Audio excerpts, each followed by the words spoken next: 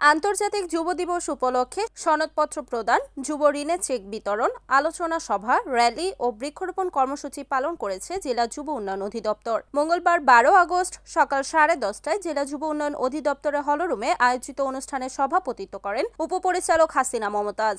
অনুষ্ঠানে প্রধান অতিথি হিসেবে উপস্থিত ছিলেন জেলা প্রশাসক মোহাম্মদ জাহিদুল ইসলাম মিয়া। অনুষ্ঠানে 5,50,000 টাকার যুব ঋণের চেক বিতরণ করা হয়।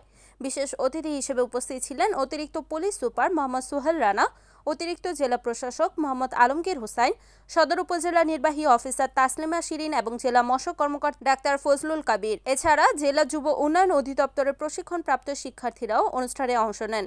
প্রধান অতিথির বক্তব্যে জেলা প্রশাসক বলেন, আমাদের সেই দায়িত্বের ফুল ঝরাতে হবে, দায়িত্বের বই প্রকাশ করতে হবে। আমরা যদি আমাদের দায়িত্বের জায়গা থেকে আমরা সেই জায়গাটি অনুধাবন না করি, তাহলে আমরা আসলে যে ধরনের সমাজ প্রত্যাশা করি সেই ধরনের সমাজ গঠন করা সম্ভব হবে না।